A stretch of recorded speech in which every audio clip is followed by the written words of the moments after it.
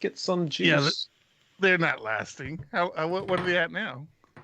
Well, when you first unplug them, they say 100%, no matter what it is.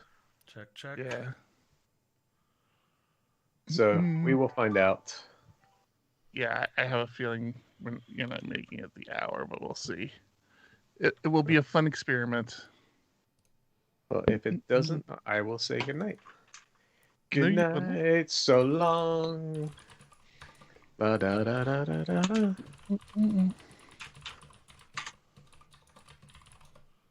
Oh, interesting. You can only put... Oh, interesting. I did not know that.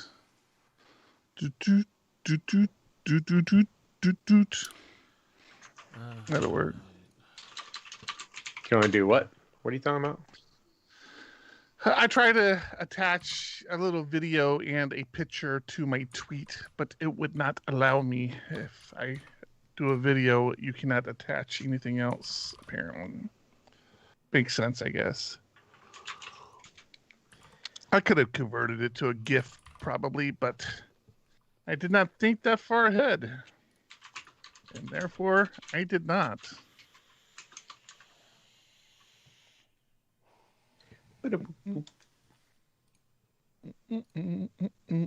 Oh, that is actually something I want to talk about. Let me throw that on Trello.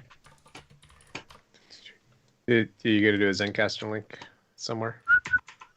Oh, yes. Let me do that as well. I apologize. You're not already in it? That would have been horrible. I'm actually not in it, so Thomas. Here you go. Oh yeah, it's classic, that Zencaster. Yes, they changed the URL.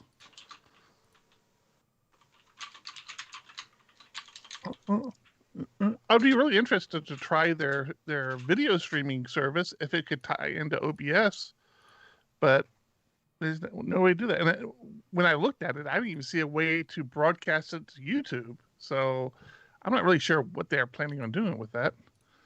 Ready to record, ready to record, ready to record. Does anybody want to check their setup? I did. Okay. It looks good. Boop. It's my story, and I'm sticking to it.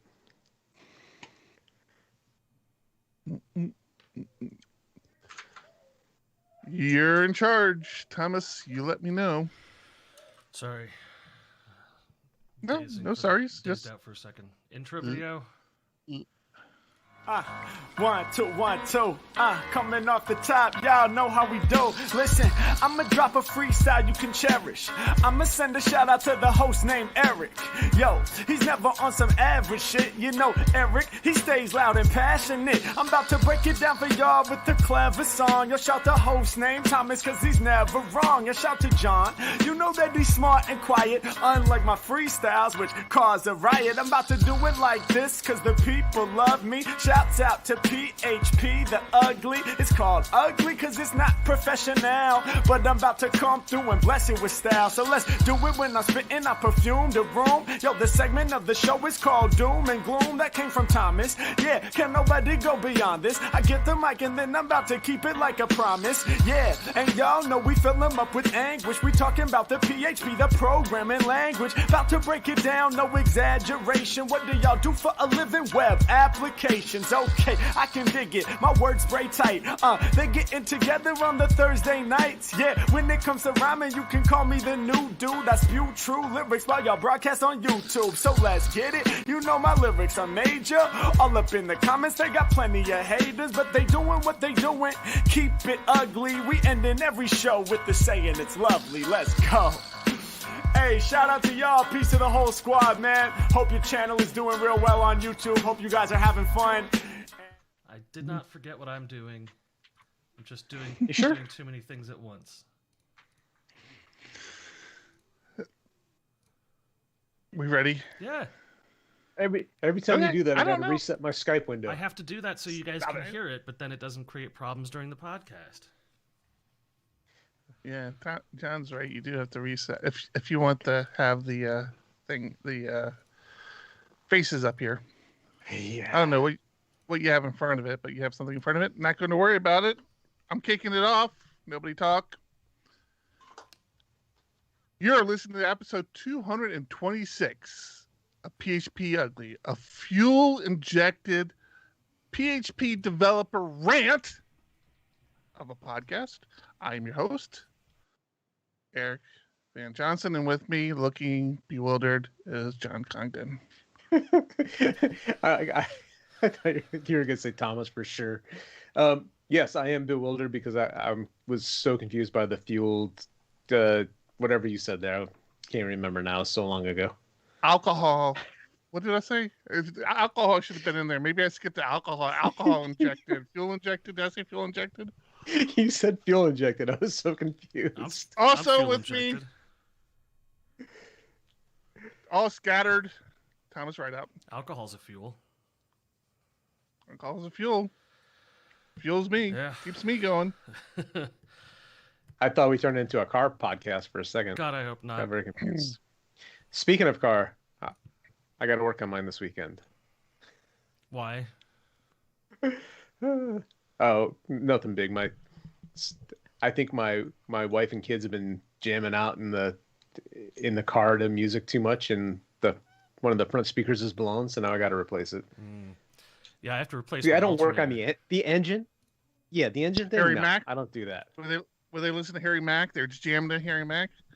Yeah, I think we need to request a new song from Harry Mack and have him just say slightly professional. Slightly more professional than they were the first time I sing the song. I don't know. I feel like we've gotten less professional. We try to keep the bar low. We talked about that last week. How is everybody doing this week? I'm replacing my alternator. One of my cars doesn't work, so I have to get up 3 hours earlier than normal to take my wife to work. Which I don't. So are you personally replacing it, or are you taking it to a shop and letting them replace it? I have a friend who I am paying to replace it. See, that's me. I pay somebody to do that stuff because I'm not going to do it. Where every time Jackie's dad has been coming over lately, he's telling me constantly about something new he's doing to either his car or Jackie's mom's car, replacing water pumps and brakes and all sorts of work he's doing. So that's what I need. Nah. I need someone who feels obligated to fix things. Last time I changed the oil in my truck, the reverse lights wouldn't turn off. I don't know how that happened. I'm just not very good at those things. It's sad. It's very sad. John, you look like you have another project going behind you. What's in the box? What's in the box, man? I am halfway through putting the enclosure around my printer here, and it's just trying to find time to do it. And the printer is way too big. It's massive. It looks huge. I need to reorganize my entire office again just to make room for that thing because it's too big as it is. No, I got a bad business garage or anything. I'm worried about putting it in the garage for temperature changing. Oh yes, you mentioned that. That's a good idea.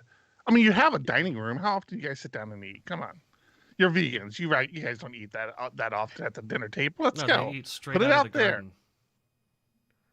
Like rabbits. Oh, that would be pretty cool. Yeah, if you have an enclosure Actually, around it, I did that deal. yesterday. It can actually help. Yeah, but then I got to go all the way out there to make sure things. I mean, I'll have the camera on it so I could watch it, but right now it's so convenient where when I screw up, I can cancel it real quick. Yeah, like I agree with I can be sitting here.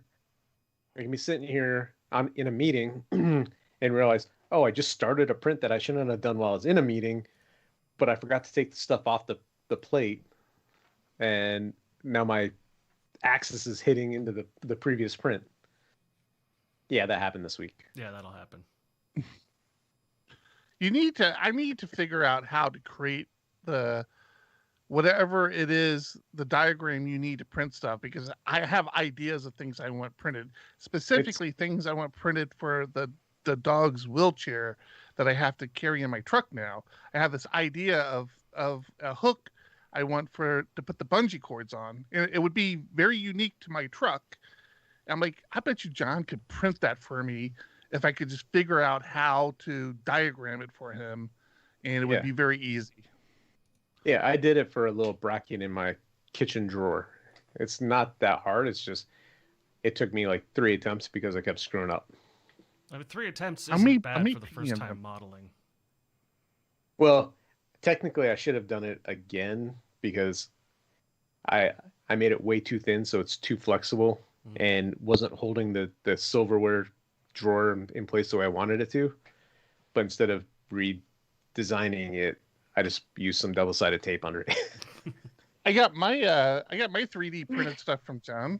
One of our peeps at Diego Dev was over around John and picked it up, came by and dropped it off, and I ran outside real fast to see him because he was leaving like in a hurry. He wasn't having any of it, and I realized I literally have not seen anybody I know, like a friend of mine. I shouldn't say it like that. Like, but friends I have in like literally a year. I think the last time I saw somebody was I ran into John when we were moving out of the office. And I don't even think I got out of the truck. I saw him getting in his car. I was in my truck, and we kind of were two ships passing in the night. So when David bounced over the house yesterday, or was it yesterday, a couple days ago, whenever he came over, I'm like, dude, I want to see you. And we're both big baseball fans, and baseball season's starting. We got spring training going. We got spring training games going. And so I ran outside real fast. I got a bum knee right now, so I'm more hobbled outside really fast. And I realized, I'm like, man, it's been so long. I have people I've seen. Actually, only one other couple I've seen during the pandemic, and it's a person that my wife works with. We decided to have a bubble together, and so I've actually become pretty good friends with her husband. So I have friends that I've seen during the pandemic, but not like my original friends, like just friends that I know. So it was so good to see him, and like we literally talked for like maybe all of 2 minutes because he had his kid in the car. I'm like, the kid is fine. He'll tap on the window if he gets too hot. Don't worry about him. Yeah. But he was all insistent about good parenting or whatever, and went running off. Now I miss him. Miss him hard, but whatever. He'll get over it when they turn 18. I'm over it. Sooner than that. Usually it's around 12, 13, 14. That's when you get over it. What are you talking about? During COVID time, it's like 6, 7. Yeah. As you can see behind me, my office is in a bit of disarray. This is my... Yes, your flag is this gone. This is my last episode from The Office. Wonk, wonk, wonk. Daughter moving back, eh? Yeah, it turns out that living with her biological father is exactly as fun as we told her it would be. So she's coming home early. Yeah, so that's interesting because I only saw my dad, a couple weeks a year over the summer. And of course, during that time, he makes it as fun as possible, absolutely. right? He was her superhero. She loved spending time with him. But I also realized that had I lived with him, it would have been way different. And I know that because my sister lived with him for a long time. Her and my mom had their own issues, so she would go live with my dad for periods of time. And it's such a different lifestyle. But what do kids know? Yeah. Absolutely nothing is what they know. They know nothing at all. Drives me insane. They're pretty sure they know everything, though. Yeah. What were you going to say, Eric? I was just going to say, I was talking about COVID for a little while. I want to give a shout out to some peeps. When I think this same year, John and I decided to do a PHP conference in San Diego, Wave PHP. Some other inspiring PHP organizers decided to do a conference in Texas called Longhorn. John and I actually crashed Longhorn and tried to sabotage it, but they booted us out. We sabotaged training day, and they were like, "You can leave now." We kept showing up, but But they released. I don't know if it was this week or maybe the previous week, but they recently released that they are going to hold an in-person conference. Now, this was before Texas, so of course they can. I'll say this is before Texas went all squirrely on us. If you're not in the U.S., which many of our live listeners aren't, it's absolutely insane what's going on in this country right now. Texas, which is a very stronghold of the Republican Party, and was it Alabama or Mississippi? I forget.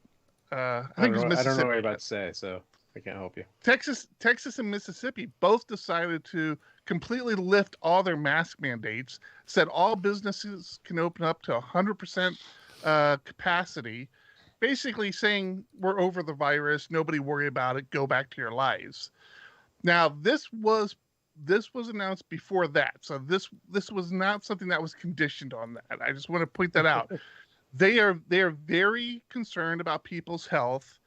I'm actually setting up a Zoom call with them. I'm going to profile them in PHP Architect's community corner in the upcoming PHP Architect magazine, probably in a couple months. But they are very concerned about people's health, people's safety. They want to make sure everybody can enjoy themselves in person. And we're going to kind of talk about the steps they're taking to ensure all that. But first in-person PHP conference in a very long time is happening in October of this year. And they need an I've been vaccinated badge for the people that have been vaccinated, so that they can all gather and they'll like take their masks off and just start laughing at everyone else and start hugging each other. Yeah.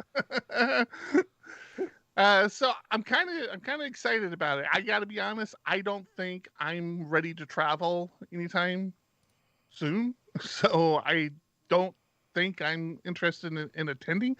I take that back. I am interested in attending. I like the people putting on this conference. I know them personally. We've had, I think we had at least one, maybe two of them speak at our conference. Three of them actually. Did Dan? Anyways, we had at least two speak at our conference. I think maybe we had three speak at our conference. They're really good people.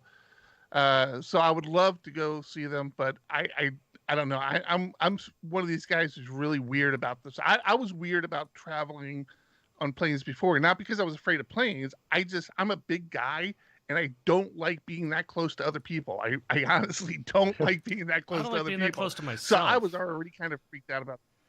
I know. Exactly. I know where all the buttons are that get the chair adjusted. The secret adjustments you can make on the chairs on planes.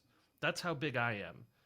Is like I know how to the armrests that won't come up. I know how to make them pop up because they hide it. They hide a little button there for you just in case you roll over into the next person's seat. I knew that because of you. Because of you, I know that those chairs on the aisles, the armrest between you and the aisle actually pops up. And I never knew that until I talked to you. And It's a lifesaver. Showed my wife one time we went. I'm like, look, this pops up. Yeah. That's fat guy tip that you have to figure out on your own. They don't tell you. So if you're in the U.S., even if you're not in the U.S., but if you're in the U.S., Longhorn PHP, October 14th through the 16th in Austin, Texas. It's going to be at the Holiday Inn, Austin Midtown. If you're looking to get to an in-person conference again, like I said, these people are legit. Far enough. Yeah, it's far enough out where most people should have had the opportunity to be vaccinated if they wanted to be. Yeah, for sure. Yeah, for sure. Actually, everybody in our house now, my one kid got their first shot last week. My second kid is getting theirs scheduled. They work at the school district, so the school district is handling where and when they get vaccinated. And then there's just me. I need to get vaccinated at some point. I'm just patiently waiting my turn. Yeah, what I a qualify guy. for the you made yourself unhealthy enough that we'll give it to you phase of the rollout. Oh yeah. Aren't some states doing like if you're a smoker you're eligible now? That's one, yeah. Yeah. Yeah, I'm fine with it. I mean, I'm definitely going to get it. I'm not trying to avoid it. I just want to make sure everybody who has to have it, or everybody who should have it, gets it first, because that's only going to make everybody else go smoother. So, trying to be patient about it and get it done. But I am looking forward to it. My wife is already done. She works at a hospital. She's been done for a while now. And I have to admit, I'm kind of envious of her. I mean, she's actually more disciplined about wearing her mask than I am. I'm like I said, I don't like people being too close around me, so I typically just keep the 6 feet distance. But my wife, even if we're 6 feet apart, she'll put her mask on. I think it's like a comfort level of just letting the other person know, hey, you matter to me. Put your mask on. Where I'm just like sneezing at him. You should probably get back. I've been sneezing. Don't taste anything. Standalone super spreader. Speaking of conferences, we've got the Laracon online conference coming up.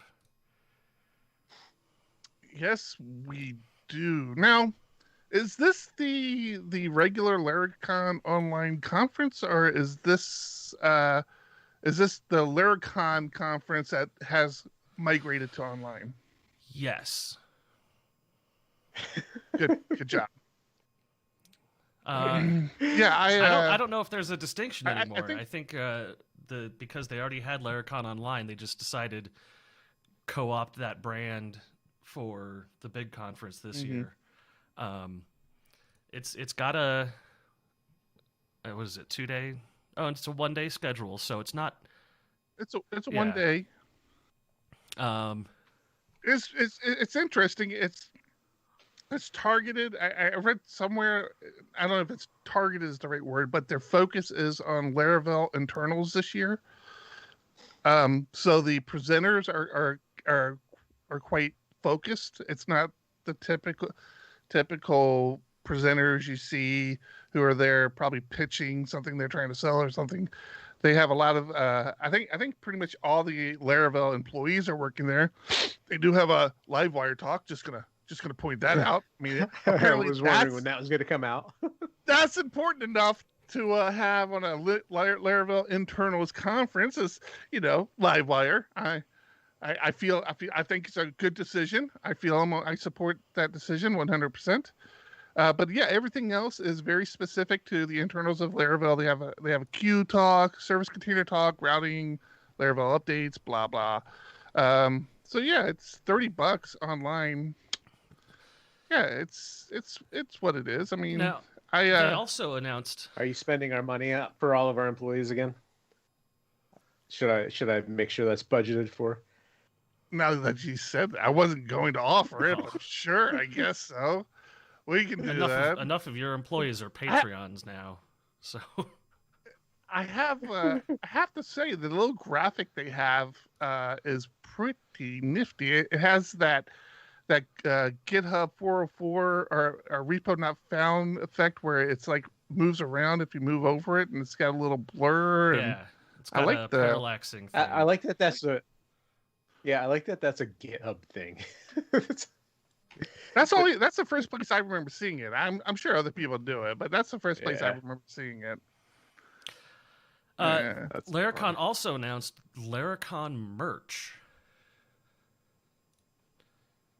Yeah, less excited about that, but I guess they needed to do something. I mean, sure. What I thought was interesting is that the price of the ticket is what, $29 for Laracon Online?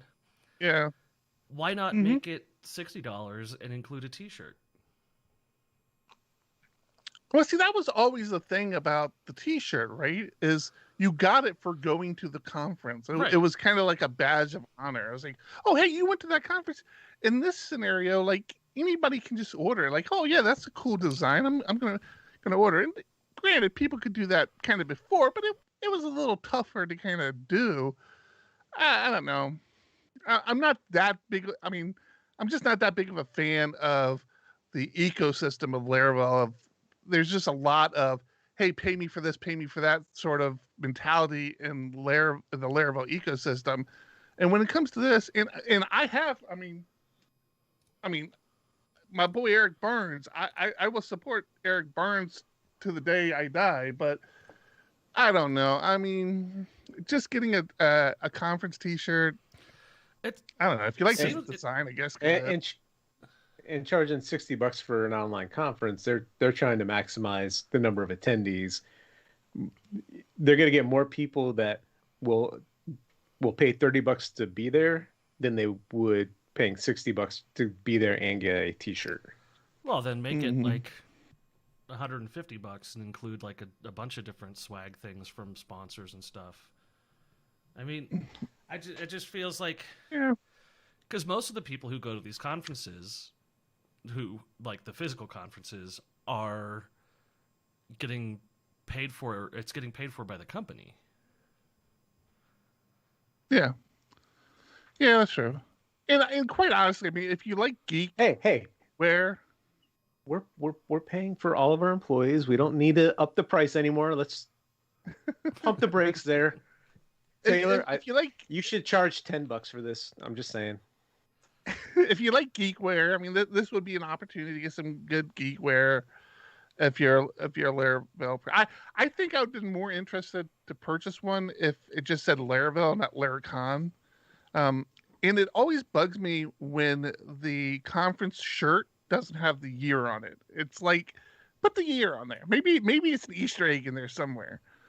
And I just want to point out, they're using the image of the Star Trek Enterprise an awful lot. I'm assuming they got licensing for that, or it's different enough where they don't have to worry about it. But they have like the Star Trek Enterprise ship on there, and I'm like, wow, that can be cheap.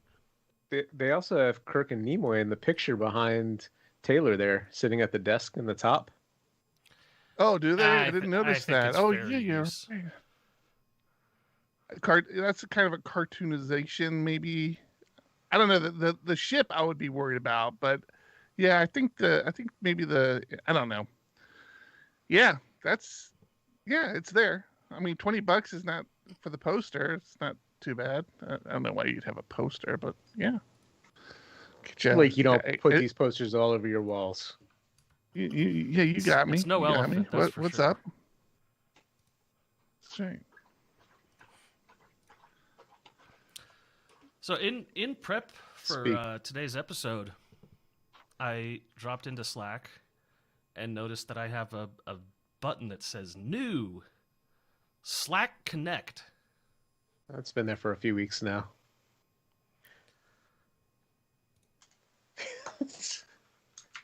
I didn't mean to grind it to all. Please share. So this is a new feature that I didn't know about, but apparently has been there for a couple weeks, that allows your company to create a channel that is shared with another company. Which the funny thing is they've had this for a long time.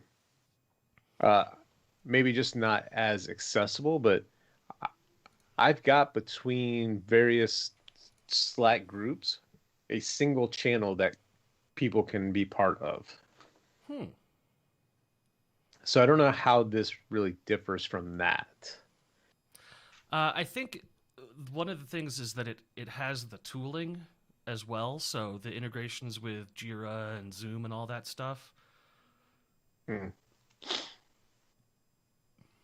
So, yeah, I'm not sure. That's why they're worth so much money. Yeah. How much is it? 30-something billion? I don't know. Something ridiculous.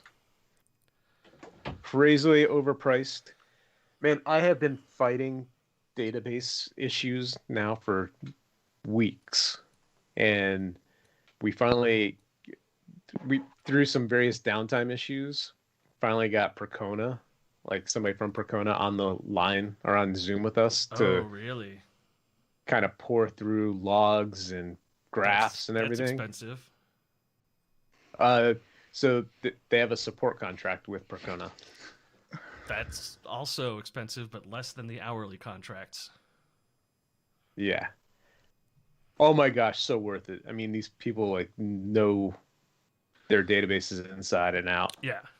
And that is not that there was no, unfortunately, there was no silver bullet. It wasn't like he said, oh, do this and do that. But just listening to him talk, you could tell he really knew what he was talking about. Did he just sound tired of all the questions? Move. Pretty much. Yeah. No. And why are you still on 5.6? That's crazy. Don't you know your InnoDB tables can't optimize that column?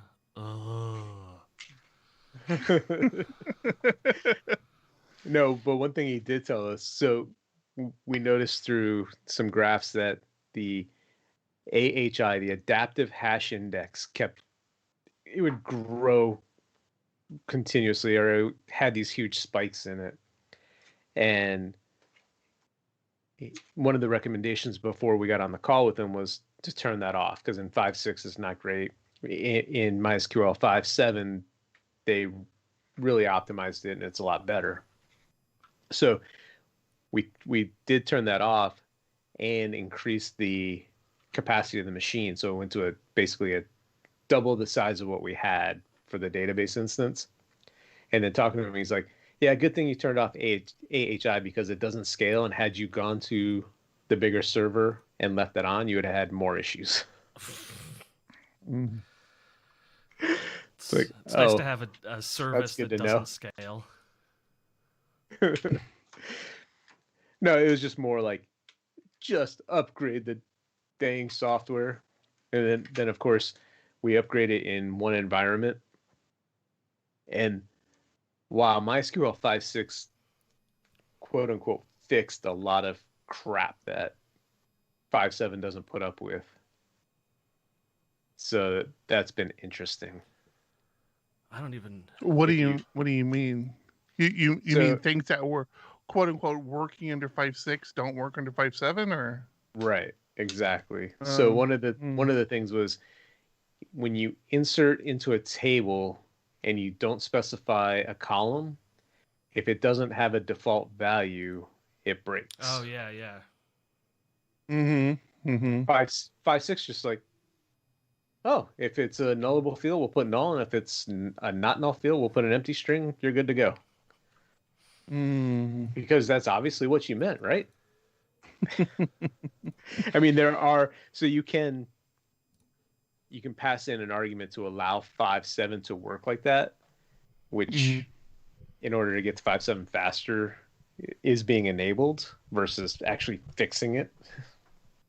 Yeah. So one of those, oh, well, we know about this now. We'll fix it. Let's just get it working right now. And then we won't fix it. Exactly. Except we're going to have to fix it because I think 8 doesn't allow that at all. Like, if you're going to upgrade again, you better get this fixed. Yeah. We're going to have to look at our Argus database, argus.to, the simplest and easiest cron monitoring solution out there. We're going to have to look at our Argus database because it is getting quite the traffic to it, man. It's getting some activity. So we're gonna have to take a peek at that. I'm starting to question my decision to go with UUIDs now. But I mean, we're not seeing any issues, no performance issues. But I do want to see how big that database has gotten since going public. It's going to be interesting. We have a challenge in the environment we host, and we decided not to go AWS because AWS adds a lot of complexity that we just don't feel like we needed. Really happy with DigitalOcean for the hosting that we've been doing. And DigitalOcean came out with a database service, much like Amazon's AWS RDS service, Relational Database Service. One of the few names that actually makes sense. DigitalOcean came out with one as well, but theirs is like really weird. Theirs is dependent on all tables having a primary key. And I know what you're thinking out there. Why wouldn't your table have a primary key? Well, pivot tables, for example, typically don't have primary keys by default. all It's my just pivot it's just not tables- something that you All do. my pivot tables have primary keys. Oh, of course it does, Tom, because you're just fucking awesome at what you do. But ours didn't, and we had a lot of legacy code bases out there where the pivot table just didn't have a primary key. Well, the DigitalOcean service does not like that. Every time I log into the console, we have like 1,000 messages from them saying, "Hey, your database might not be syncing correctly because we depend on having a primary key to sync things correctly." I'm like, "Yeah, you've been telling me this every day for the last fucking 4 months. I understand that. Thank you. Stop telling me." So, Thomas, on your pivot tables, is your primary key your two columns, or do you add an auto increment key in there? I absolutely He has to do an auto I absolutely increment. have an auto increment key. Because Yeah. there are several thought about replication doing that schemas that require an auto incrementing key for synchronization, Right. and because a good idea with Do you work for DigitalOcean? You can tell us now. well, you can double relate things as well. Some pivot tables can contain Right. ancillary data, so you can have two references to the same thing that have metadata associated with it in the pivot table that is different. So you need to have an absolute reference to a record when you're drawing it. So that's something. I mean, I got that from doing database stuff years and years ago, where I ran into so many problems with pivot tables that were primary key based.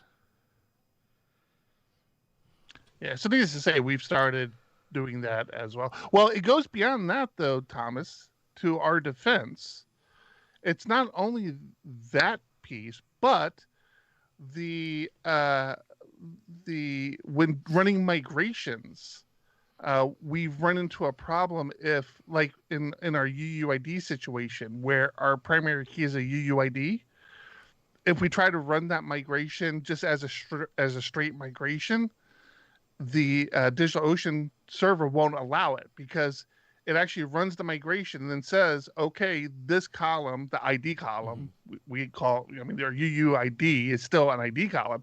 We say, okay, the ID column is the primary key, but it actually does it after it builds the table. So that's a Laravel thing, not a DigitalOcean thing. That's just Laravel migrations. Well, but DigitalOcean won't allow that migration to run because it won't even let you build the table without the primary key. So, yes, to John's point, the migration is a Laravel thing, but it's the fact that DigitalOcean won't let that migration run. It won't even allow, give it a second to say, okay, are you going to define a primary key here? No? Okay, well, I have a problem with that. It just flat out won't run the migration. So there's actually a command you have to add to your migrations to get that migration to run. So it's kind of been this thorn in our side for a while. Been thinking of how to address it.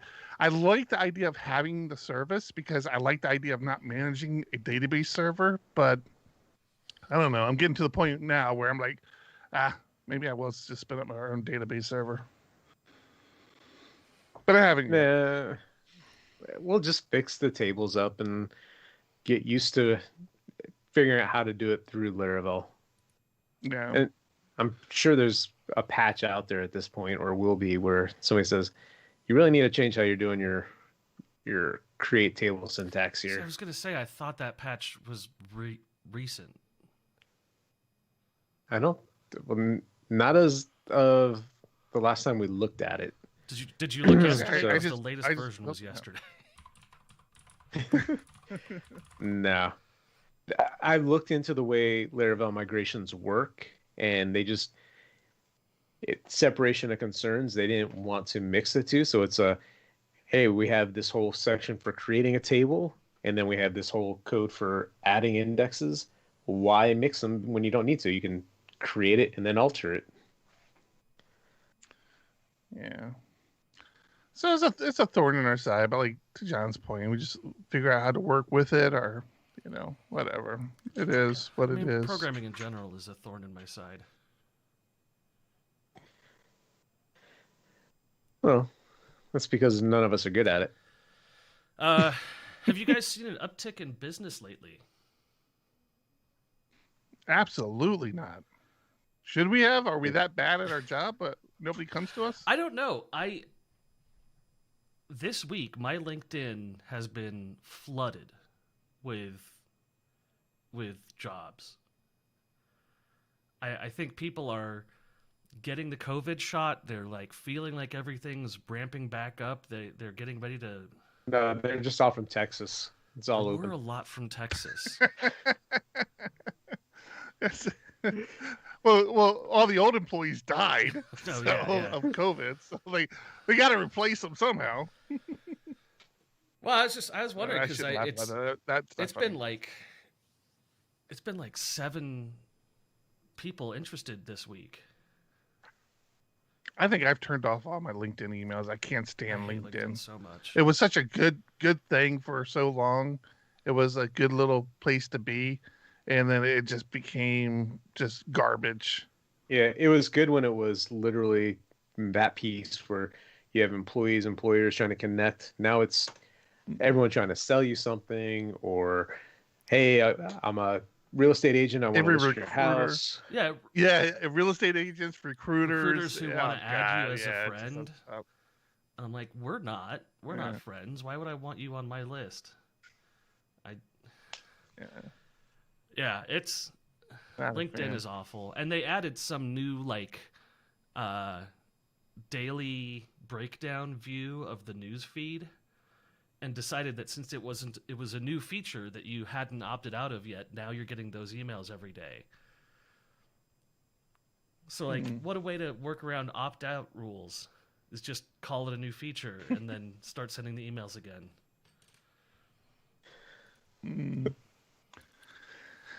Hey Thomas, I got a card on my Trello board just for you, brother, because you of the three of us, you're the craziest one who would actually consider doing this. But PHP.net is looking for a release manager for PHP 8. Oh Jesus, 8.1 or 8.2? I forget now. Yeah, so they're looking for a release manager of 8.1, and if you're interested, they actually have a link to their release process. They have a whole process documented. Read over it, and if it's something you feel like you can handle, you can throw your hat into the ring to become a release manager of PHP and forever have your name associated to a release. Well, you had me until that. PHP 6. Maybe you didn't know that. PHP 6 was all me. No, I'm just kidding. I had nothing to do with that. That's why it's been scrubbed from the internet? It's been scrubbed from history and mankind. I'm yes. grossly unqualified to do this. You want to hear something terrible? Is I spoke for one of the interviews I did for PHP Architect, I spoke with the release managers for 8. One of them was Sarah, who's been a release manager several times, and I totally forget the other person's name, and I'm embarrassed because I liked him a lot, and I would praise. John actually told me to stop praising him so much because I had nothing but good things to say. But after speaking to them, it's not fucking Steve. Now I gotta look. PHP 8 release manager. Because this person definitely deserves some kudos here. It is Gabriel. Yes, Gabriel. Such an inspiring person to talk to. After speaking to him, like I said, I got so infatuated with his positivity, just how he's a relatively new PHP developer and how excited he was to be contributing to the core and this and that. He had me believing I could do it. He's like, no, anybody can be a release manager. Anybody can do it. They have it documented, blah, blah, blah. I'm like, I can do this. I can do this. And John's like, no, you can't. So please stop. Please stop talking about it. Yeah, John's out there looking out for your good name. To be fair, I did not say anything of the sort because if any one of us could do it, it's Eric. So nice to me. I'm going to put release managers in show notes as well.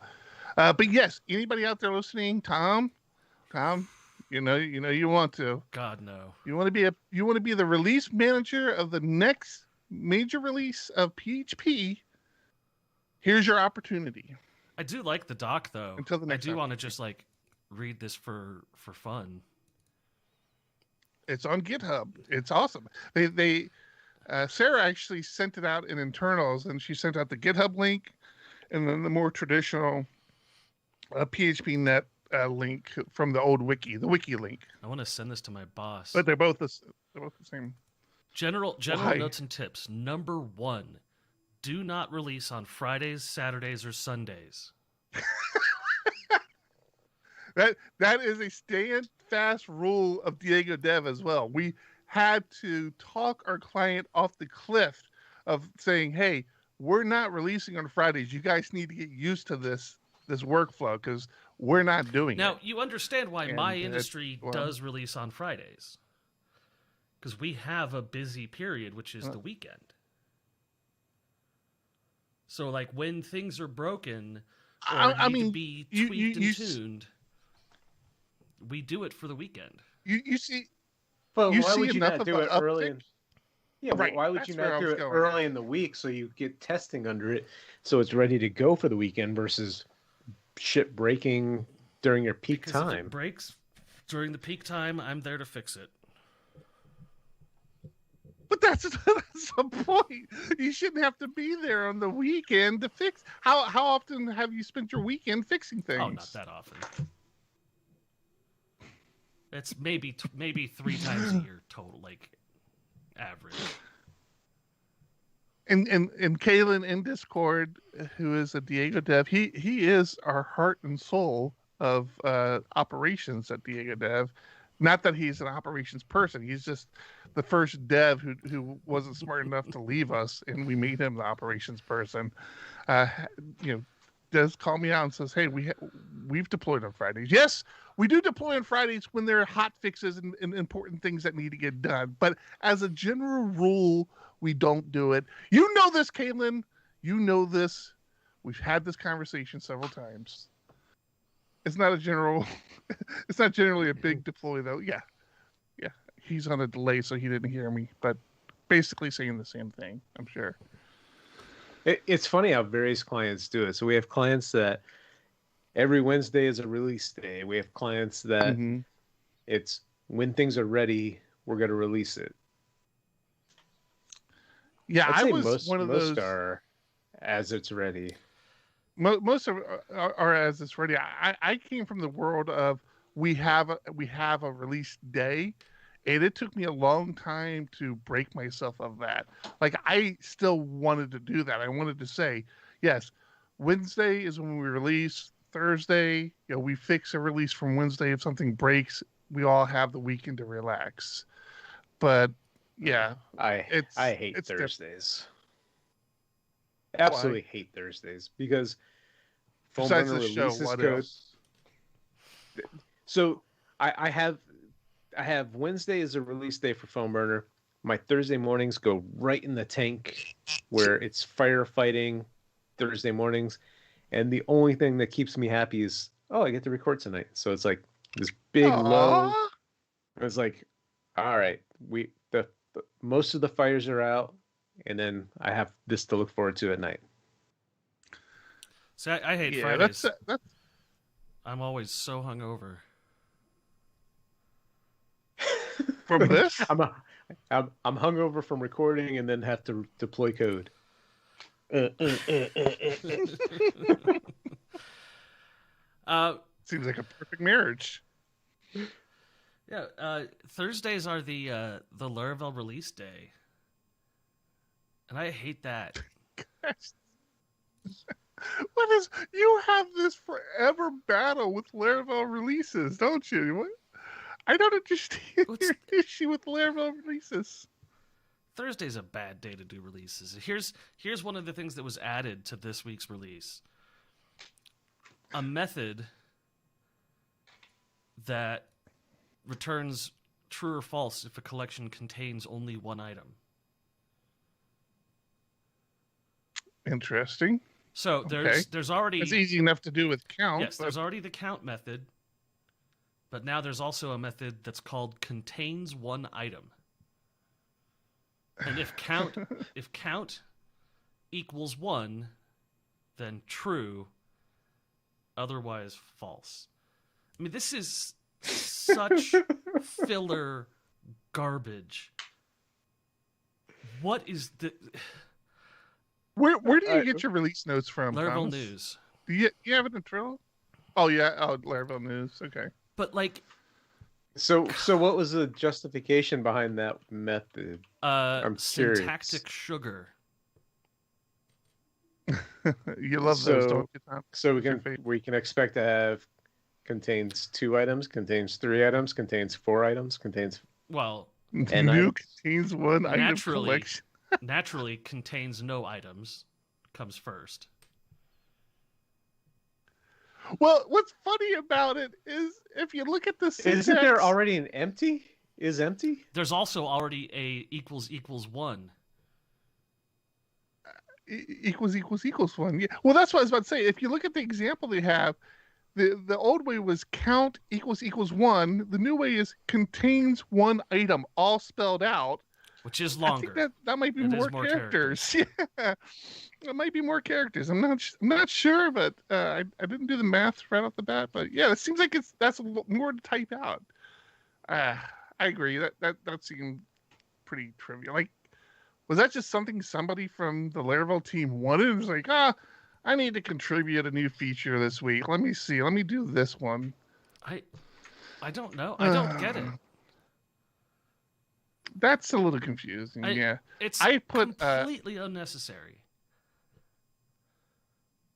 Yeah, I can't say you're wrong on that one, but okay, you happen to call out the one example, but this week, so you don't use it. I mean, this week, there's my point being is to say you don't use it. What's the big deal? There's one of these every week, and it just makes the code base bigger and bigger for no reason. I can't fathom the need for this and why it would be introduced in a framework in a minor release. I don't understand. Well, because you're complaining if they're in a major release. So I did add a card to Trello, and I've already pushed it through. It's already posted to Discord, but PHP News released a whole article on the Laravel release cycle and how it works. I'm like, oh, this is interesting. This has been a while. I wonder if they're like going to talk about like lessons they've learned and things like that. It's weird. Like if you read the article, I went back up and looked at the date. I'm like, wait, is this an old article? They talk like they're in PHP. Geez, they talk like they're in Laravel 6 and talking about the release cycle and stuff. I'm like, wait a minute, that was like 2 releases ago, right? We're in 8 now, aren't we? I found myself going to Laravel's website just to make sure that, I wasn't going sideways in the head and make sure that we were still on 8. But it was, I don't know. It looks like a retread of an old article, or maybe an article that they meant to post but forgot to post. No, it's a good article. It appears to be a re-release, an updated release of an existing article. Why don't they just update the freaking version numbers that they're referencing? Why keep it looking? It was very confusing to read for an old man like me. But it's a good article as far as explaining how Semver works and the philosophy. How Semver for Laravel works, you mean? You both are just so hard to deal with. In this article, so hard. In this article, it says that Laravel 8 will receive bug fixes until March 8th, 2021, which is not the case. So this is absolutely a republished old article. Right, because they recently decided to change that. It doesn't really say that. Yeah. It does say that. Bug fixes until March 8th, 20. Holy crap! Is in 4 days. Well, there you go. There you go, Thomas. You don't have to worry about releases for a little while because apparently they're just going to stop releasing on March 8th. And we have a new president today. Yeah. Yeah, all these arbitrary dates of things. Interesting. They should clarify that. You're right. That is very misleading. If they're going to retread article, they need to if they're actually updating information in here, they should update the information, and that's an important piece of information to update. This is a very old article. Very old. Yeah. It should not have been published. So Eric, since we're talking so much about Laravel, I was curious if Thomas had seen the Git support that's coming to Laravel installer. Did you see this article? I dislike the Laravel installer, and I saw the article but ignored it completely. Oh, I just was wondering if I was understanding what it was saying correctly, which my understanding of it was that it's just going to save you the initial step of doing git and init on a new Laravel project, or if there was something more to it that I wasn't seeing. I do really like that, actually. But it doesn't sound like... Well, damn. Well, it allows you to immediately set up a Git repository with a fresh Laravel app. You know how many times I've done this and even push it to GitHub every single time? What? Huh? What do you mean? Like, do I? How often are you creating new Git repos? Yeah, that was going to be my question. How often do you? Every month or so. What? Just goofing around on stuff, doing little projects, doing little tests. See, I usually create the repo after. Like, I goof around on something, then I'm like, yeah, no, this is worth saving. Let me create a repo for it. I don't have enough confidence in my skills to have a forethought of say, I'm going to like what I'm doing. I'm going to create a repo for it. But even still, to have, I mean, I guess for a business that is constantly doing this, but it's not that hard to do a git init and then a git. If you're pushing to GitHub, it gives you all the commands already. You just copy paste and you're good to go. Except if you have a non-empty Git repository by creating the license and README files first, and then you don't. So no, GitHub does all that for you. Well, no. So the thing with Laravel is that if you do it through Git, or if you do it through Composer, you do the package install or new project or whatever it's called. It requires an empty directory. But if you go and start on GitHub and create the README and the license, then you don't have an empty directory and you can't get the two to make friends. Yeah, I know what Thomas is saying. You have to do that. You have to do an initial pull from your repo to pull in the license and read, because GitHub has this feature where it has templates for licenses and readmes that it'll create for you when it creates the repo. So if you do that and then you have your code on your computer, you have to pull down from your repo before you can push up, and it doesn't give you the commands you're referring to, John, where it says, "Oh, okay, now in on your command line, run this command to make this the branch." And if you pull down from the repo, then you have a non-empty directory which Composer new project won't work in. So. Well, we're saying you do that after. You can't do it after. You've done the new project. You can pull down from GitHub after. I'm saying you do the Composer part first, and then you can pull down from GitHub to get your README and your license in there. I think I've had trouble. So I guess maybe this is a better feature than I was giving it credit for. The cool thing about it is it doesn't only do Git, but you can specifically do GitHub, and if you have the GitHub command line app installed, it has some nice features. I've been using that actually more and more. I'm trying to get comfortable enough with the GitHub command line tool to read my pull request and to approve my pull request in the command line, but I can't quite get comfortable enough. Unfortunately, the command line also has a very easy command you can toss that says, okay, open this pull request in the browser, and you can do that. But I like the GitHub command line tool a lot. I'm a command line tool person, obviously, with them, and but yeah, it's cool. Maybe I didn't give this new feature enough credit. I thought it seemed like a very minor feature of, okay, well, if all you're going to do is a git init for me, okay. I mean, that's not really that hard for me to do. But if I just noticed that it does have that GitHub flag you can throw, or option you can throw, and it actually, I imagine, creates the remote distro. Yeah, I agree. It does sound like a good feature the more we've talked about it. Now, And we've lost Eric, but he's back. oh, I'm on the Laravel news page, and I was looking at the Laravel news partners. Dude, we are Laravel heavy this show. I take credit for that. Go ahead. One of their partners is accounting. Is what? Accounting. AKAUNTING. Trying to catch up to what you're looking at. Okay, I see it. I would refuse to use this software based on the name alone.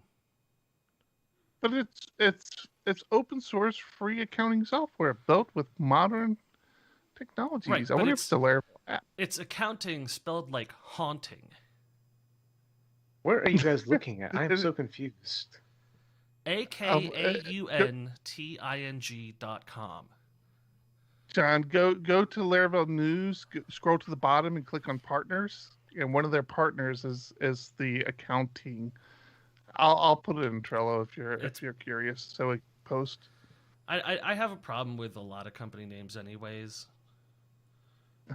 But that's just you have a lot of problems awful. just in general. I do. I mean, that's let me throw this so Discord picks it up, and then I don't think I'm gonna actually put it in show notes, but I'll throw it in there so Discord gets it. I do like my little Discord I'm app. concerned that we're not hearing from Buttery Crumpet that much today. I thought I saw something where Kaylin's yapping. Buttery hollered at us when we first started. Yeah, he was saying how Japan's better than America. Well, that's true. I was just ignoring that. Thomas, your mouse issues rubbing off on my computer. I think you infected it. Excellent. My scroll wheel is barely working, and I don't know why. What? That is a Linux issue. Do you have a Logitech mouse? Yes. Are you using the receiver? Yes, I assume so. No, it's Bluetooth. It's just straight Bluetooth. When I had that problem, I had it on my old mouse right before I swapped it out. All I had to do was unplug the receiver and plug the receiver back in, and it worked fine. But I know exactly what you're talking about. It was one of the things where I'm like, okay, it's time to get a new mouse because it was driving me crazy. You guys should learn how to use X input. It's very, very handy. You should learn to use X input. I use it all the time. Please enlighten me, because I think I looked at using that so I could try and use some of these other buttons, and I ended up breaking a bunch of stuff. Sure. So if you go X input list, it'll tell you all the input devices you have attached. Wait. So this is just something that's installed? Mm-hmm. X input list? Yeah. So yes. Oh, I see that. That'll give you your devices. Let's say you find your mouse device. Mm-hmm. So your mouse device ID number, keep that in mind. You want to go X input. Let's see. Mine is...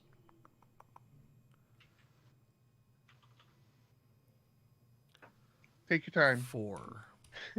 I got like 5 mice showing up on here. Just saying. So X input watch. No, that's not the one. Ooh. You should be sharing your screen. Why are you not sharing? This is a different computer. People like to see this stuff.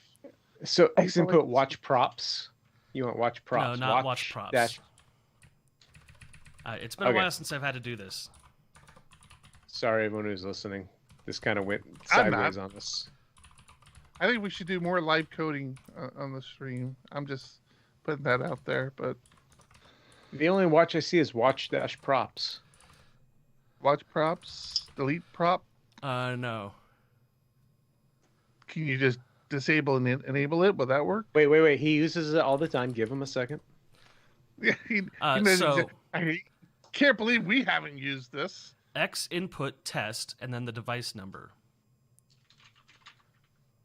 Okay. X input Oh, test. hey, look at that. As I scroll and do stuff, it's showing me button presses and releases. Right. So it'll tell you which button is being pressed. What? I needed this the other day. What? Wait, what you did? X input test and then the device number? Right. Just the ID? What? So this is the What? ID this number button? for the button, and then from there you can map all sorts of stuff or disable buttons. So one thing I know you and I, Eric, both have is the MX Master. Yeah, that's what I'm trying to get. So yeah, I'm it's trying got to get this. that It's big got button this. work. It's got this thumb wheel. It's got a horizontal thumb wheel, Yeah. and if you bump it while you're on Chrome, it'll swap the tabs real quick, which is very annoying. It does that when you scroll the wheel and you're hovering over the tabs too. Yes, but that's a different behavior. So those the horizontal scroll on the MX Master can be turned off with X input, and then you say set button map, the device number, and then you enter the number for all of the buttons, but for 6 and 7, you put 0. So See, mine only does that when I'm over the tabs. Well, it's That doesn't do. Pop OS is slightly different, but So Pop OS is awesome, is what you're saying. yeah. But you can also remap. Pop OS, So definitely. if you go in there and you say 1, 2, 3, 4, 5, 5, 5, then the horizontal scroll will give you the button 5 action whenever it's clicked, instead of the 6 and 7 actions. So you can remap all your buttons through X input so that they're the correct ones that X Windows is expecting. Yeah, that was interesting. You showed me a new toy I need to play with, because it also has this big thumb button that I don't know what it's mapped to in Pop OS. When I hit it, it just pops open my browser, which I guess is okay, but it's not what I want. I want it to pop up all my windows is what I would like. I'd like to remap it to that. And you turned us on to another app for Logitech and mapping your buttons. And I think that was one of the things I couldn't figure out what button number that was. And now I know how. Now that. Well, I can tell you too. It's button 1. Was it 1? I don't. What button you guys talking about? It's not button 1. On the MX Master, it's called the gesture button. It's A1. That's weird. Which button? On your thumb. On your thumb, there's a button. I've got 2 buttons down. by my thumb. No. Press down. Press The actual down. the rubberized surface is a gesture. I didn't know that was a. I've never seen that there. Yeah, in Windows, you can configure that so that if you draw a heart shape, it'll open up your Tinder account or whatever. Yeah, I used to on my Mac. I would hit that and would show all my open windows, and I want to do that on my Pop OS, and I still haven't figured out how to do that. But yeah, cool never even stuff. knew that was a button. Well, there. now you know it's called the interesting. gesture button, so you can look it up by that. But you can't find it through the test because as soon as you click it, the window goes away. away. Yeah, It doesn't actually test the button. yeah. Funny. It All right, might be a software about- button. It might be totally different. Perhaps, probably is. All right. Oh yeah, How no, we it doing is. on It's time? recognized in Linux as a gesture. Is it? Yeah. Maybe I just didn't make a gesture for it. I never even used it as a gesture button. There's some third-party software or something for it. But hey, in all this fun, I've managed to break my mouse functionality again. Awesome. Seems like a good time to wrap up the show. I don't know where we at. We're only at an hour, so by the time I cut out all the silence, that'll bring us down to like 26 minutes. Perfect. See, I prefer a shorter podcast. Just me. So do our listeners. Yeah. Which means it's time to wrap up. I think so. Anybody have anything else? Thomas, you look like you were going to say something else. I didn't want to cut you off. I don't want John to take control of. I got a couple things. Oh, I didn't realize the side scroll works in Trello too. Mm-hmm. I never used this scroll. No, I use it all the time. Oh, interesting. I knew that worked. Google has committed to stop selling targeted ads based off of browsing history. What? I don't believe They it. will instead be selling ads based off of browsing history. There we go. That makes sense. They are discussing the imminent change to Chrome that will disallow third-party cookies and the impact that that will have. And on one hand, they're saying to the consumers, we're no longer going to be tracking you and selling targeted ads. And then on the other hand, to marketing people and advertising people, they're saying we're implementing our new privacy-preserving APIs, which which prevent individual tracking while still delivering results for advertisers and publishers. So instead of knowing who you are through a third-party cookie, they will know kind of who you are through a privacy-preserving API. It is a commitment to nothing. Interesting. This is classically considered data anonymization, where they just throw a UUID at you and say you're no longer this person, you're now this UUID. Don't be knocking UUIDs, man. Yes. So it is not in any way actually anonymizing your information. It's just abstracting it one step further from your actual first and last name. But it does require people who want to participate to enroll with Google's ad system and use their privacy-preserving API, and it further locks the environment into a Google-centric environment. So if you want to run ads, Bing isn't going to be able to do it anymore. Only Google will be able to target people the way you want it to. So, super good news with a super misleading headline. And LastPass. You guys don't use LastPass? Yeah, we do actually. That's the tool we use as a company. It's a tool I used for a long time. Are you paying for it? Or are you using the free version? Yes. No, we pay for it. We have a business account where we put everybody on it. I've paid for it for years before that. Yeah, you'll have to add me to that. Yeah. LastPass is changing their business model and will now only allow you to use it on either mobile or desktop devices, but not both at the same time. For free. For free. For free. Yes. Which is not how it used to work. I don't necessarily have a problem with that. I understand the inconvenience, and that's the whole motivation behind getting people to pay for it. But every other password manager out there, with the exception of open source ones, you have to pay for anyways. I don't think any of the free tiers gave you what LastPass gave you. I always thought it was crazy what LastPass gave you for free. Yeah, but you don't sound like you're too happy about it. Well, because Chrome is starting to catch up to LastPass, in my experience. How's that? Oh, just by knowing your password and sharing it. So if you use Chrome everywhere, but see, you're back to having to use Chrome everywhere. I use LastPass and 1Password is the other one John and I use. But I'll use it for things that are even outside my browser. I mean, I have the credit cards. I have logins to applications, things like that are outside of my browser.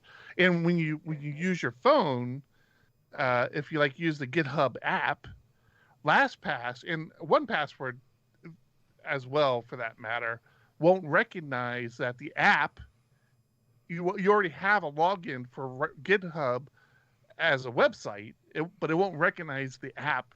That's the same thing, and you have to tell LastPass, oh, hey, look up this, this entry GitHub. Sometimes it does. It depends on how the app is identified, but you can get around that. So my point being is my password manager needs to be disconnected from my browser. I thought about that. That was actually one of my concerns moving to Linux. Like I said, John and I, between the two of us, we use 1Password. John was a 1Password guy. I was a LastPass. I won for the company, but I couldn't convert John, so I converted for John. But from a Linux perspective, the 1Password implementation was rough. I mean, it worked, but it was rough. It's gotten a lot better. I'll give them credit. I love it when I see companies like 1Password who say they're going to do something on Linux and then they commit to it and actually improve it and make it better and better. But out of the box, LastPass was such an easier. It was such a better implementation, and I was so close to just telling John, I'm not using 1Password anymore. It's just a pain in the ass. But I kind of manage both of them. I'm fine using both of them. Well, I have an idea that sounds worse and worse the more you think about it. But a blockchain-based password manager. Yeah, it seems horrible. I see no positive from that at all. Well, you remove... He just wanted to work blockchain in here somehow. You remove the storage issue from the game. How? Because it's stored on the blockchain. It's not stored on a server that you have to worry about maintaining. Yeah, I don't worry about maintaining the 1Password or LastPass. No, I mean, servers. as a product, I could launch a blockchain-based password storage system, a token, without ever having a server for it.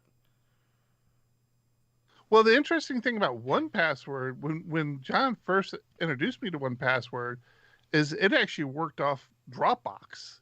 Oh. So nowadays it's a service much like LastPass, where it's just a service you subscribe to. But I thought that was actually pretty cool. I'm like, oh, cool. So it's, sure. Dropbox now has theoretically your entire database of passwords accessible to it. Oops. But my problem with the LastPass thing is that there's no grandfathering in for people who've been using it for 5 or 6 years. Wait, you've gotten 6 years of free usage out of it. How expensive is LastPass, man? It's like cheap, isn't it? How expensive is Disney Plus? How expensive is like Peacock? And then oh, come on, CBS, Thomas! It's $3 a month, right? $3 a month, $4 a month for a family plan. I'm sure that's per person. $3 a month. Come on, Thomas. Everything is becoming a service, and I want fewer and fewer services. Yes. I don't want more. Well, yeah. Then do what most people do and use an Excel spreadsheet, and stop complaining. Post it, until Google Docs has a mobile or desktop only. People I hate to say it, but people with that mentality frustrate me. You think these businesses aren't supposed to make money. They're supposed to always offer everything in the kitchen sink for free. You're real close. I mean, come on. I don't see the purpose in businesses making money. I see the purpose in businesses distributing money they make to employees. But businesses making money? That seems weird. But how are they going to get that money to distribute if they don't make money? Nonprofits pay people plenty. You're insane. Okay, there you go. There's your business model, Thomas. Open up a non-profit password manager. Do that. See how there's no see how money well in that. things go. See how happy you are when you can't pay rent or you can't pay to have your car fixed. I don't know. I mean, I get frustrated with I hear from a lot of people, even family members, where it used to be free. It's not free. If you remember, when the internet started and really started taking off, Bill Gates proposed that email should have a price associated to it. And he was proposing of only a penny or a cent or two per email, and the idea was that is going to prevent spam.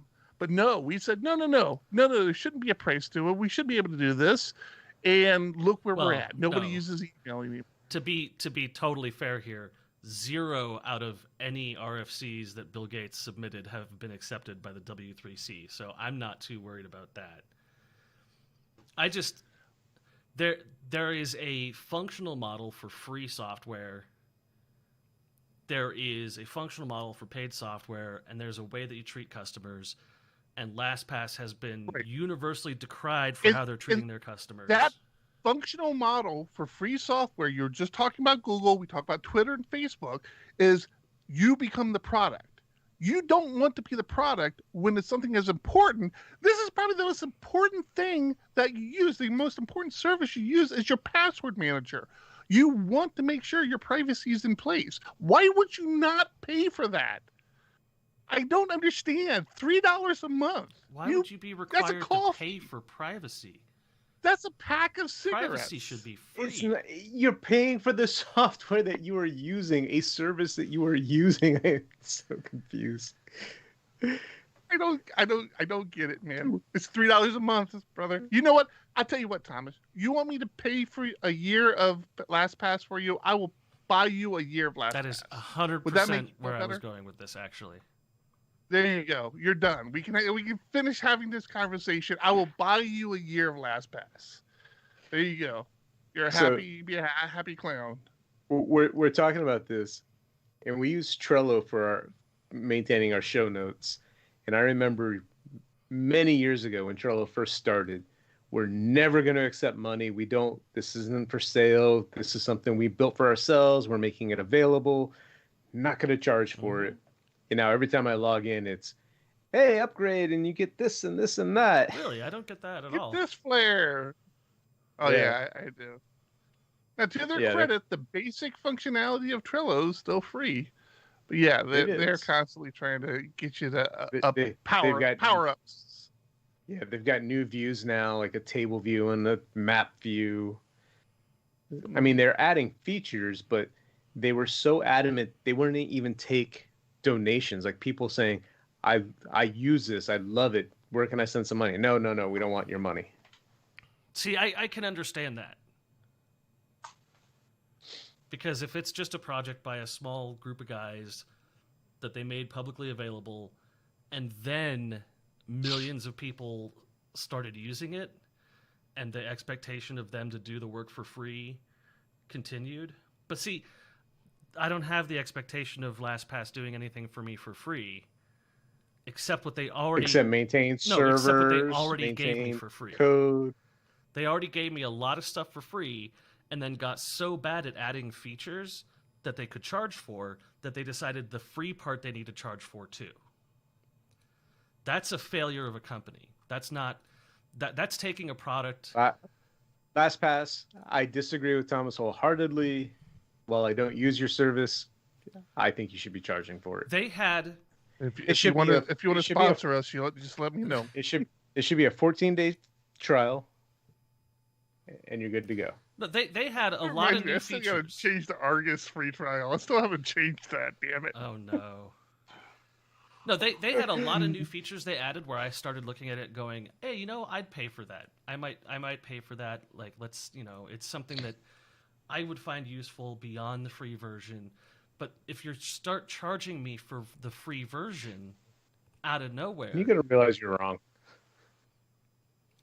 So you heard it from Thomas, everybody. Nobody be a Patreon for PHPUgly because Thomas doesn't want your money. It's a free show. You don't have to give us anything. Yeah, you get the show live. Don't worry about it. Thomas, you still with me? I'm being told that my audio is only one channel. That's probably good at this point. You're only paying for the left channel. That's the problem. The left channel is free. You got to pay for the right channel. You're clearly not a Patreon subscriber, or you would have the right channel. New podcast model. You just figured it out. Wow, how did that get screwed up? That's so annoying. Oh God, sounds like a good time to Ugh. wrap things up. Look at that. All right, is that Well, it? that Are we ended done? on a weird note. That was Is that awkward. all I have? I don't have any Us more bad news. us disagreeing with Thomas. I don't know. Pretty much how every show ends. John, we didn't go to any of your cards. Do you want to call out any of them, or you got doom and gloom? You're like doom and gloom this week. I don't know. I don't know. I'll be doom and gloom. I don't know enough about this one, but there's a new high security Linux network security holes found article going around that I've had a few people kind of freaking out about, saying we need to upgrade AMIs at AWS. Make sure your stuff's up to date is the basic sentiment here. Yeah, this is a VMware thing. There were a number of VMware Sphere platform vulnerabilities discovered. So if you're using VMware Sphere, that's like a mandatory update. Besides that, I mean, at a user level, this is not a big deal. Like for us, it's not a big deal. Nothing compared to Microsoft's vulnerability from 2016, which was recently discovered and patched, but turns out has been used to exploit Microsoft Exchange servers by China since 2016. Oh crap, Eric, go shut down our Exchange server, quick. So that's an interesting one. There was also a do people still use Exchange? oh yeah. There's an interesting vulnerability in Windows Defender, which is the antivirus that's included by default in Windows, and it was never really great. But it was free and it included. Yeah, but it didn't really work. And Microsoft, after a number of years, went, "Oh, we figured out why it didn't work and fixed it. So now it's actually a functional antivirus software." That was last week and a half ago. So that's your vulnerability news. Oh, I forgot to tell you guys. I'm going to end on a positive note. I did a Zoom call with one of our Patreons and listener of the show. What's Mike? his Is this name? your Mike OnlyFans Mike thing? Page. Page is it? Yeah, it's my Private Zoom calls. private. Yeah, I took a shower for him. No, we did Livewire work, which was awesome. So yeah, that was fun. I like Another doing, perk I of like being doing Zoom. another perk of being a Patreon. Speaking of It, which, it definitely didn't hurt. Hour Yes, it and didn't hurt. 25 minutes without mentioning Livewire. I was very impressive. no, he mentioned it earlier. You just don't pay attention I- to the show, do you? I leaned into it heavy earlier, but yes, I think I we were talking blanked about out. The whole Lyricon The- talk. Lyricon Laravel Online. Conference is going to have all Laravel internal talks except for the Livewire talk, which I Ugh. wouldn't even call that an exception. That should be a Laravel internal talk, and I predict it will be at some point. That's going to be the announcement. They're going to announce at Laracon that Laravel Livewire is going to be pulled into the core. That's my prediction for Laracon. Thank you to all of our Thank you Patreons. to our patrons. All of our patrons. patrons on Patrons on Patreon. I guess that's the right way to say it now. I don't know. Yeah. Patrons on Patreon. Thank you very yep. much. I believe we're working on like new merch and stuff, new logo stuff. And new... I think Eric's working on that. Eric, you're working on that, right?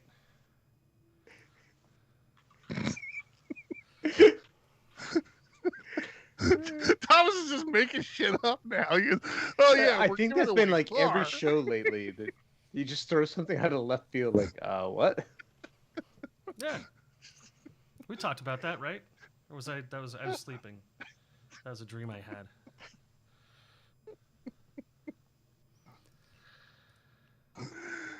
That's awesome. Okay, that's gonna be. Hold on. wrap the show. Our Discord is discord.phpugly.com. Our Patreon is patreon.com/phpugly. Thank you very much to everyone. Thank you, Pragmatic Lou, Buttery Crumpets, Kalen. We had a new Twitch subscriber that I have to look up. And it's because of you Patreons, we actually upgraded our Discord channel today. So think everybody benefits from the Patreons. That's right. I heard something about the herd actually working correctly now. Is that true? Yes.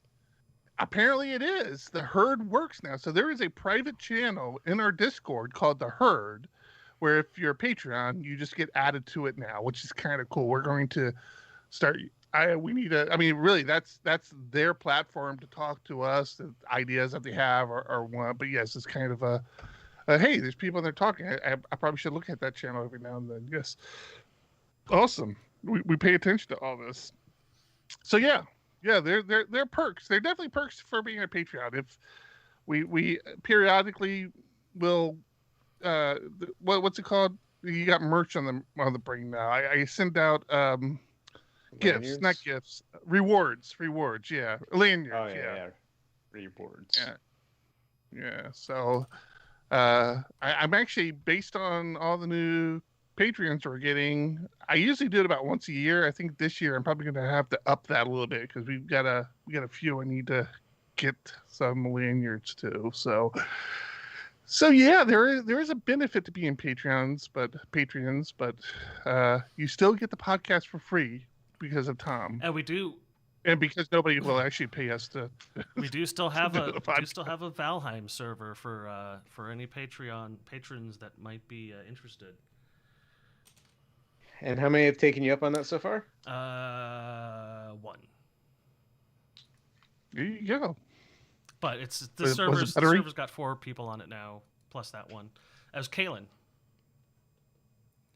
Kalen. I found his house and burned it to the ground.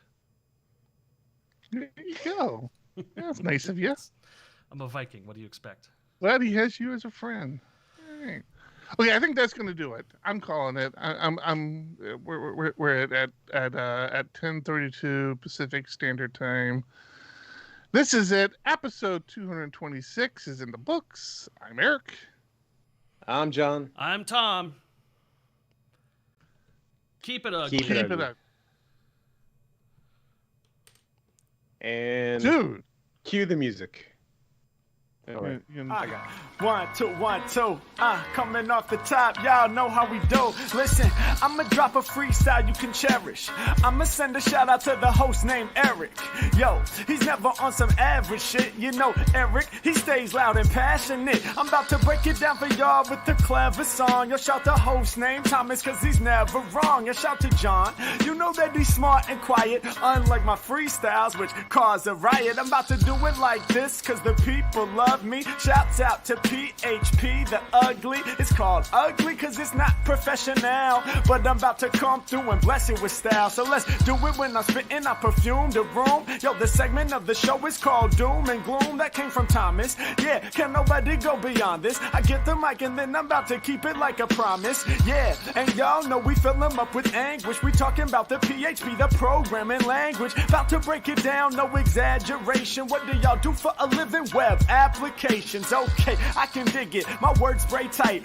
They getting together on the Thursday nights. Yeah, when it comes to rhyming, you can call me the new dude. I spew true lyrics while y'all broadcast on YouTube. So let's get it. You know my lyrics are major. All up in the comments, they got plenty of haters, but they doing what they doing. Keep it ugly. We ending every show with the saying it's lovely. Let's go. Hey, shout out to y'all. Peace to the whole. 1 second. That's still hands down the coolest thing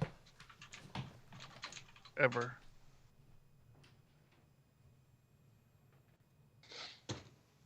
Hi, Kinger. Hey, where'd Tom go?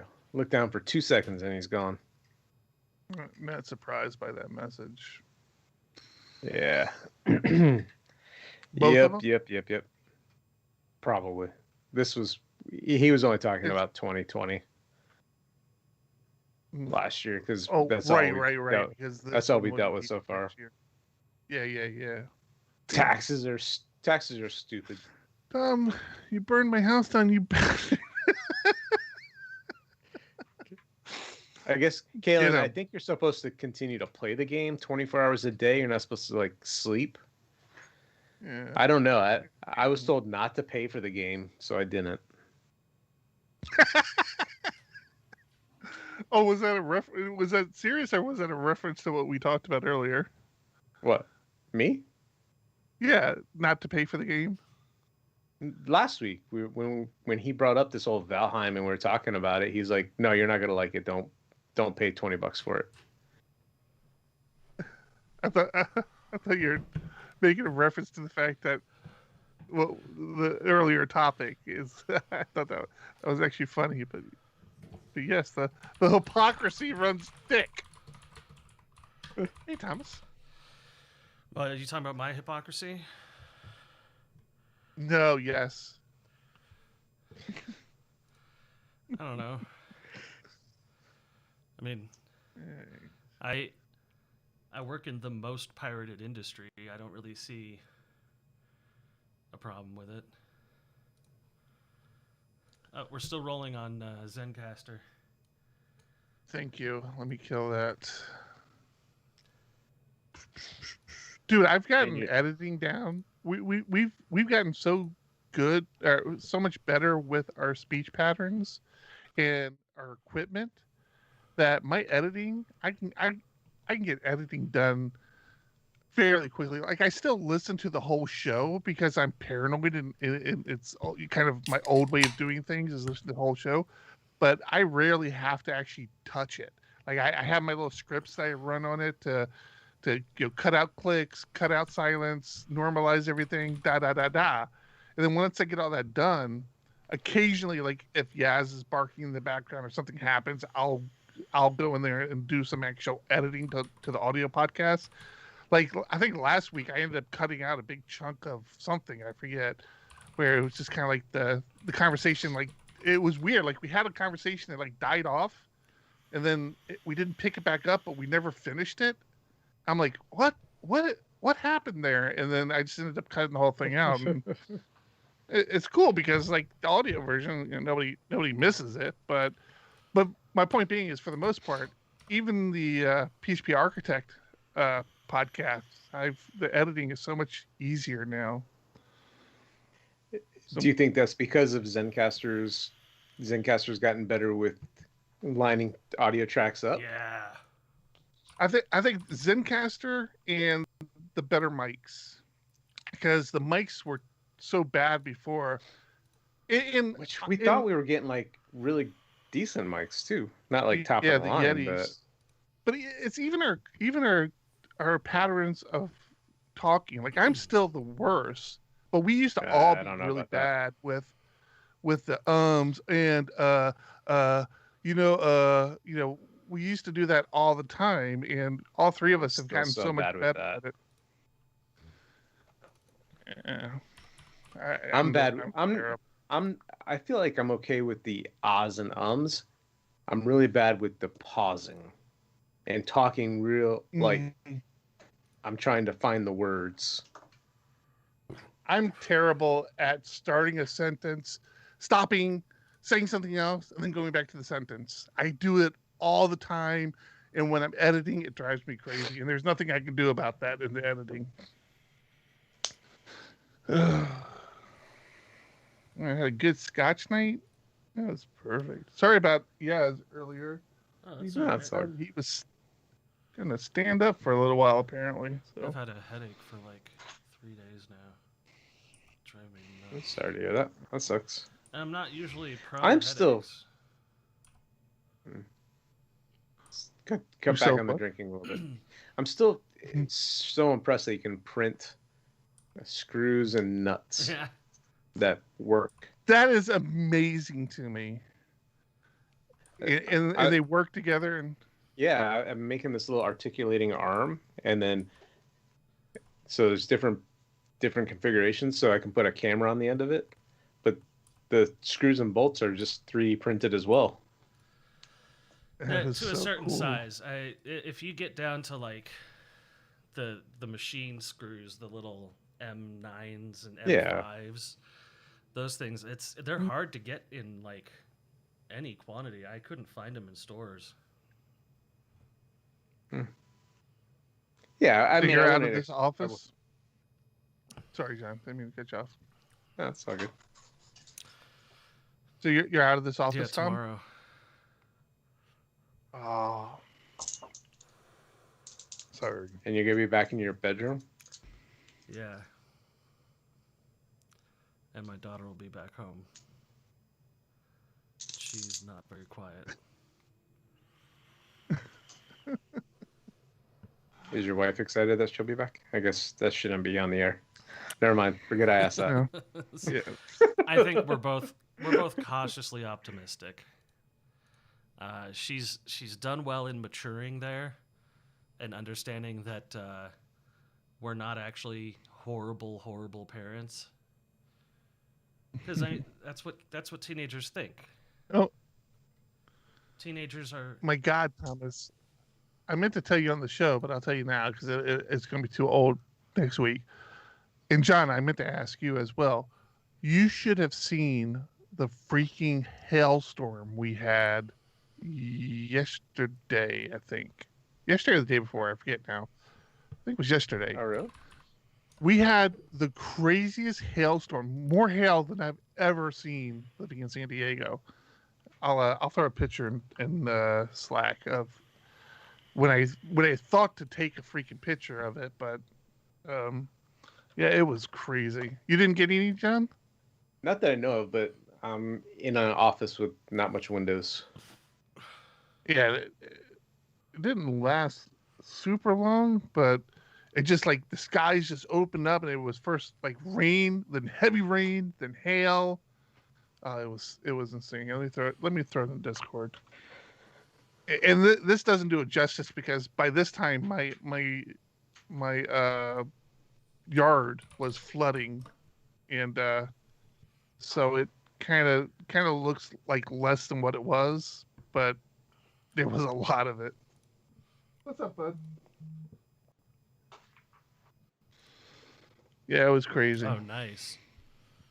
We just got like a half inch of snow, and I'm really hoping we get a snow day tomorrow, but it doesn't look like we're gonna.